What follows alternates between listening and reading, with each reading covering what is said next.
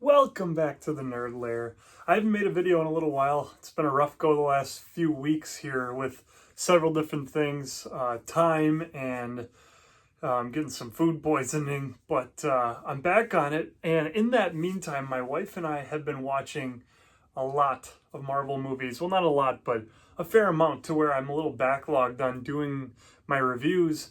So I'm going to do a few reviews this afternoon. The first one of those reviews is Iron Man 2. I went into Iron Man 2 kind of like, okay, like it's not, in my back of my head, this was not my favorite movie. I remember going to the theater with friends. I've probably seen it like 2 or 3 times in my life. It's not one of my like favorite Marvel movies.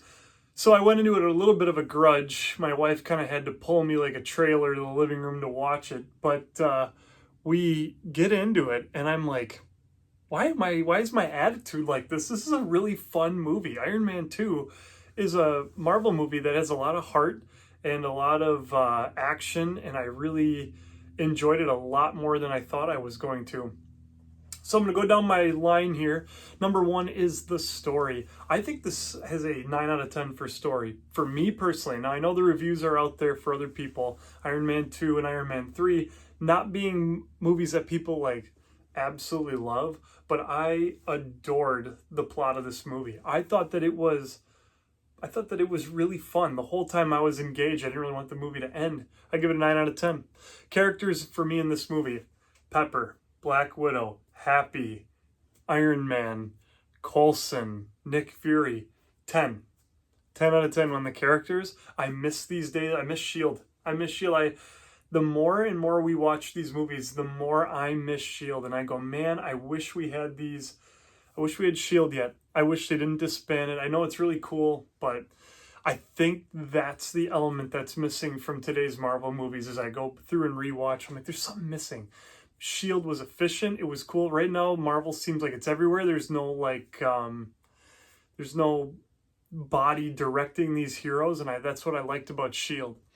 Visuals, I'm going to go 8.5. I still think they're phenomenal for being like 2010, 2011, whenever the movie came out. These are really good visuals, and they still hold up today. Not perfect, but they're not horrible by any means. The direction, I give a 9. I think the story is well acted. I think the pacing is good. I think everything is exactly what you'd want out of a Marvel movie. I think this is, people call this the like a down the middle Marvel movie. I don't think so at all. I think this is actually in the upper tier now that I'm reevaluating. Emotional impact, I'm going to give it an 8. Watching Tony, as a guy who has some issues with mental health at times, not depression or anything, but anxiety, watching Tony struggle with issues and anxiety issues is kind of a neat thing for me, and it's just like a personal thing. I think it's an emotional thing personally to watch a superhero go through some of the same things I have, because I have heart issues. Tony the whole time is struggling with shrapnel in his heart, so he's got to go back and forth. So for me personally, that hits me hard. I love that part of this movie. We have the soundtrack and score. I give it right down the middle, a good 7 out of 10. It's not down the middle, but it's good. It's 7 out of 10. To me, that is a good score. There's nothing in this movie that's going to blow you away. There's also nothing that you're going to go, that was lame. It's a good Marvel score.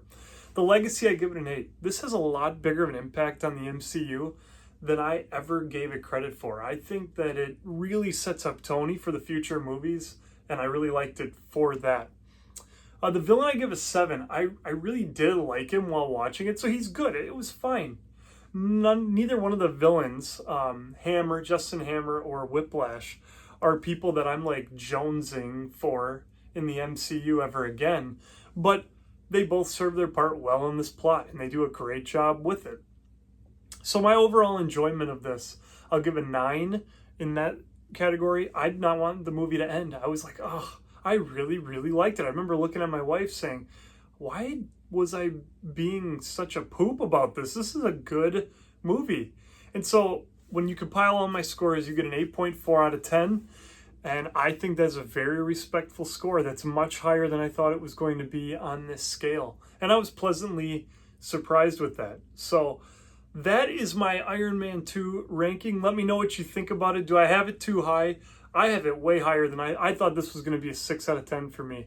So for it to be an 8.4, I am pleasantly surprised. The more I watch these movies, the more I'm like, am I an Iron Man guy? Do I like Iron Man? So, all right, let me know what you think down in the comments. May the good Lord bless you and have a good one.